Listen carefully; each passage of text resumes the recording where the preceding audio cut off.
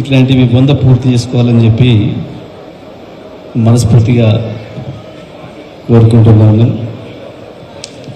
దీంట్లో నాకు వాస్తవానికి ఈశ్వరన్న ఫోన్ చేసి పిలిచినప్పుడు కొంచెం ఆశ్చర్యంగా అనిపించింది. అన్నకి ఇప్పుడు ఎందుకు వచ్చింది ఆలోచన ఇక్కడ పుట్టినరోజు చేసుకోవాలని చెప్పి అని. పుస్తకం అన్నాడు, ఏ పుస్తకం కూడా నేను వినలేదు, కానీ ఏదో ఒక ఆసక్తి అనిపించింది. తప్పకుండా పుస్తకం అన్నాడు కాబట్టి పోదాము అని, లేకపోతే ఫోన్లోనే చెప్పేవాళ్ళు. కానీ నేను అన్నకు అభినందన తెలియజేస్తా ఉన్నా. ఎందుకంటే ఆ పుస్తకంలో అది కొంతమందికి కేవలం ఈశ్వరన్న ప్రస్థానమే అనిపిస్తుందేం, కానీ దాంట్లో మనం చూడాల్సింది ప్రధానంగా తెలంగాణలో ఏ పరిస్థితులు ఉండే, ఎటువంటి ప్రతికూల పరిస్థితులలో ప్రజలు ఎదగాల్సిన అవసరం, ఎదగటానికి పోరాటం చేయాల్సిన అవసరం ఎట్లా ఉండే అనే విషయాల్ని తర్వాత తరానికి అందించడానికి జరిగిన ఒక ప్రయత్నంగా నేను భావిస్తాను. దాంట్లో చెప్పకనే అద్భుతమైన పోరాటాలని, పోరాట రూపాలని, ఒక పిల్ల గుడ్డు నుంచి బయటికి రావడానికి పడే ప్రయత్నాన్ని, తెలంగాణలో ఒక మనిషి ఎదగటానికి చేసే ఒక ప్రయత్నాన్ని దాంట్లో మనం చూస్తూ ఉన్నాం. నిజమే, ఎందుకో తెలంగాణలో మనకు ఒక అలవాటు వచ్చింది. బహుశా అది 60 సంవత్సరాల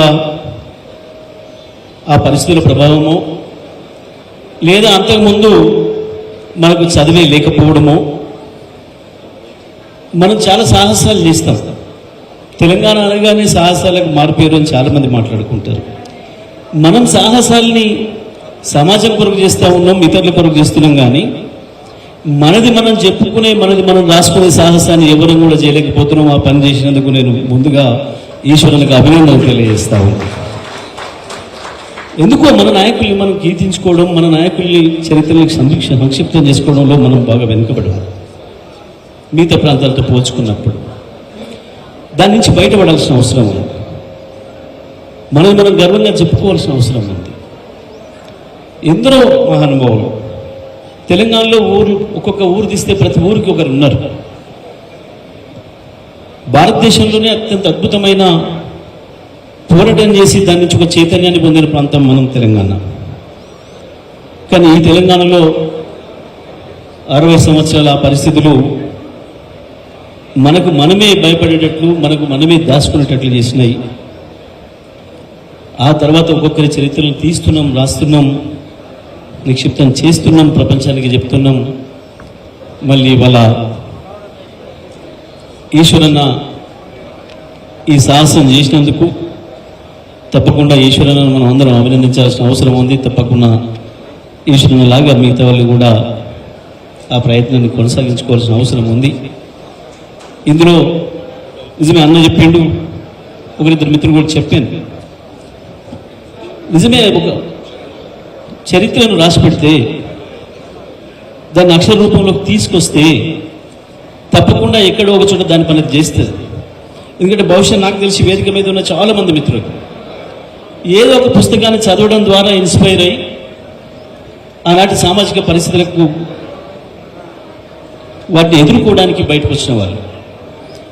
ఆ రకంగా ఎక్కడదో పుస్తకం, మనకు తెలియని పుస్తకం మన చేతికి వస్తుంది. ఆ పుస్తకం మనకు ఒక ఇన్స్పిరేషన్ ఇస్తుంది. అట్లా అనేక మందికి ఆ అనుభవాలు.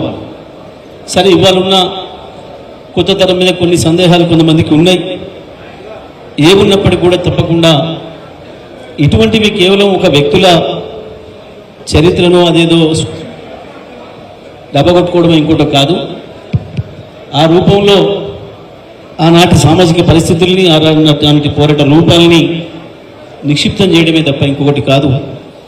తప్పకుండా ఇవాళ ఇంత మంచి కార్యక్రమాన్ని హైదరాబాద్లో పెట్టడం అనేది కూడా చాలా అభినందనీయం. ఇది ఎక్కడనో అన్న గోదావరిలో ఇంకొన్నో చోట పెట్టుకుంటే మేమందరం మిస్ అయ్యేవాళ్ళం, అక్కడ దాకా వచ్చేవాళ్ళం కాదు.